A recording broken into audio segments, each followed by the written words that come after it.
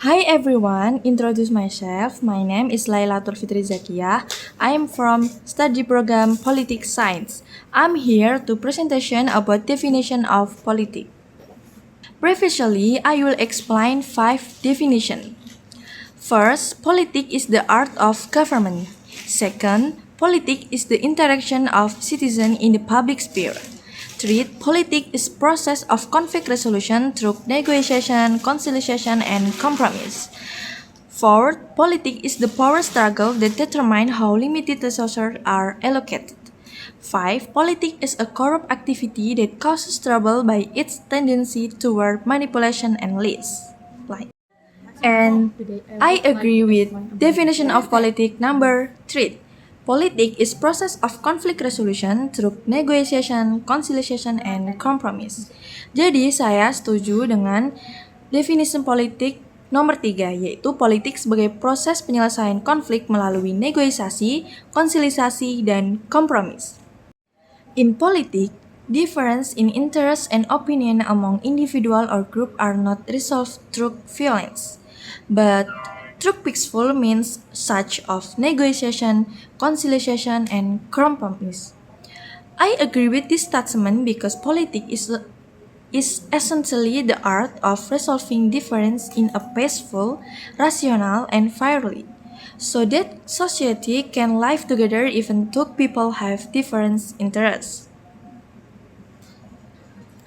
This definition alike with the primary meaning of politics, although many people believe that politics only adds to problem. I believe this occurs due to procedural error in carrying out political activities. In fact, politics is a means to solve problems. Jadi di sini saya setuju dengan definisi yang ketiga. Karena sebenarnya politik itu mempunyai makna salah satu hal untuk menyelesaikan suatu masalah melalui negosiasi, konsilisasi, dan kompromi. Mungkin memang saat ini tidak berjalan sesuai dengan makna tersebut, karena ada beberapa oknum yang telah menyalahgunakan kewenangannya pada saat berada di lingkungan politik. Next, I will explain about the example, situation or conflict definition politik 3. A communal conflict occurred between Muslim and Christian group in Maluku. The conflict lasted for a long period and caused many casualties as well as serious destruction. Politic conflict. First, the central government invited religious leaders, traditional leaders, and representatives of both groups. Several rounds of negotiation were held, including both open and closed dialogue.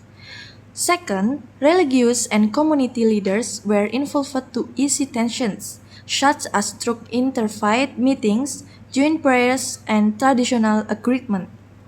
Third, both parties agreed to end the violence by establishing peace zones, setting rules for the return of displaced people, and ensuring collective security guarantees.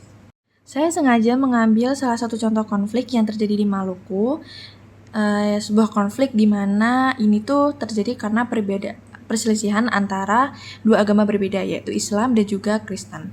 Nah, di sini kita bisa menjadi tahu nih bagaimana peran politik menyelesaikan permasalahan ini dan juga peran pemerintah untuk menyelesaikan konflik yang terjadi di wilayah mereka. Padahal jika kita lihat perbedaan yang dimiliki yang terjadi di Indonesia itu seharusnya kita memiliki sikap saling tolong-menolong, toleransi, dan saling menghormati. Nah, dengan adanya contoh konflik ini, kita bisa menjadi paham bagaimana selanjutnya kita sebagai penerus bangsa bisa memberikan salah satu solusi yang terbaik untuk kedepannya tidak terjadi lagi konflik seperti yang terjadi di Maluku. Thank you.